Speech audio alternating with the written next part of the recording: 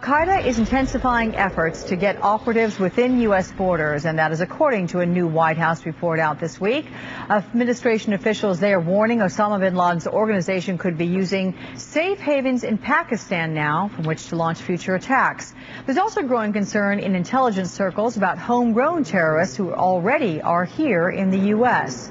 Steve Emerson is a terrorism expert. His new book is Jihad Incorporated, A Guide to Militant Islam in the U.S.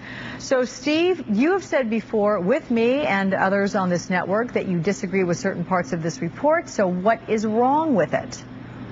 Well, first of all, I must say that reading it constitutes cruel and unusual punishment. I mean, I think that my civil rights were violated for forcing me to read 114 pages. Let me tell you something. If they let the prisoners at Gitmo read that, they wouldn't have to use invasive techniques. As far as what I disagreed with, I thought it was there are parts that are very politically correct when it says, you know, it resembled the Rodney King line, can't we all get along? And it talked about how we have to do outreach and we have to make sure that we have an inclusive community, and it talked about the grievances that various Muslim communities have, and it basically didn't talk about the grievances that we have with radical Islam. I mean, it literally just scoffed over all of that, and I felt that unlike the New York Police Department report that was issued 3 weeks ago, this was very short on specifics and very long on generalities. Look, there's got to be a lot of grievances with regard to the homegrown threat from al-Qaeda at this point. How do you characterize its status right now? I think it's in flux. I think that 6 years after 9/11, we're now seeing many more would-be plotters. I know, for example, based on law enforcement sources, that there are other plots in different stages now being monitored by radical Islamists here in the United States.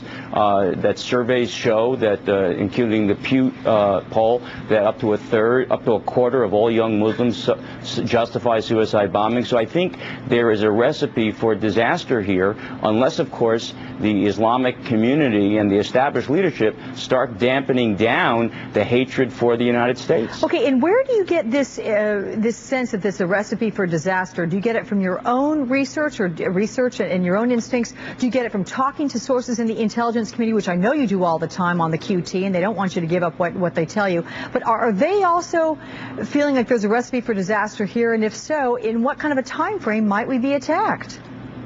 Well, that's another good question. I mean, I think that classically we think of sleeper cells as people who are planted here and given a green light to act at a certain time in the future. And that's not the way it works with homegrown cells. People can be living here for 20 years as normal citizens and suddenly get radicalized because of something they read, they hear, or something they're told about. So it's almost impossible to gauge the time frame, but if you look at a pattern over the last 6 years, you'll see the last 2 years really seeing a dramatic rise in homegrown plots, and if we plot that out over the next 4 years, you'll see even more. Okay, and real quickly, Steve, because we're out of time, do you fear more a large-scale attack like 9/11 or those smaller-scale attacks like what we saw in Britain this summer?